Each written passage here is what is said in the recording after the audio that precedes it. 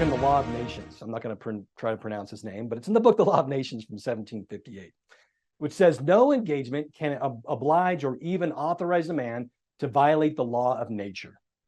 All authors who have any regard to conscience or decency agree that no one ought to obey such commands as are evidently contrary to that sacred law. Those governors of places who bravely refused to execute the barbarous orders of Charles IX on the memorable day of St. Bartholomew have been universally praised.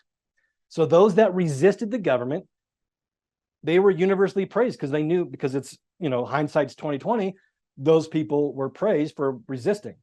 When a sovereign does injury to anyone, he acts without any real authority. Okay, a sovereign, I mean somebody claiming to be in charge in the government. When they do injury to you by putting undue regulations on you, by taking away your means of providing for your family and so on, taking away your ability to operate your property as you see fit, he's not acting with any actual real authority.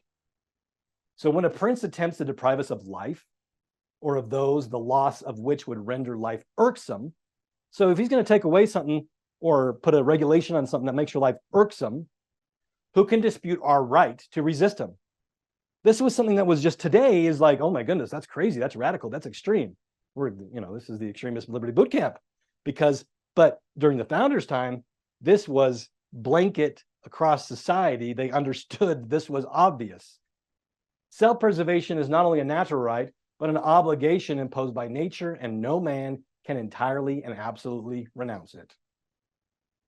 So, right, self-preservation is a right. We have the ability, we have the right from God to defend ourselves against any type of threat to our life or to make our life irksome. And the revelation to the prophet Joseph, he says, the Lord says, here is one principle which is eternal. It is the duty of all men to protect their lives and the lives of the household, and no power has a right to forbid it.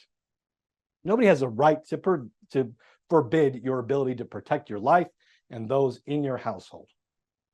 Sorry, this is the revelation that I was referring to. Verily, I, the Lord, say unto you, if the church with one united effort perform their duties, if they, from this time forth, like Joseph in Egypt, laying up in store against time of famine, every man having his tent, his horses, his chariots, and his armory.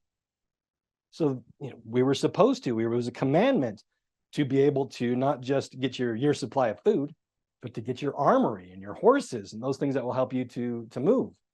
If those things are not kept, that remaineth a scourge also. So if you're not going to stockpile and store weapons, there's a scourge upon you. Therefore be wise this once, O ye children of Zion, and give heed to my counsel, saith the Lord.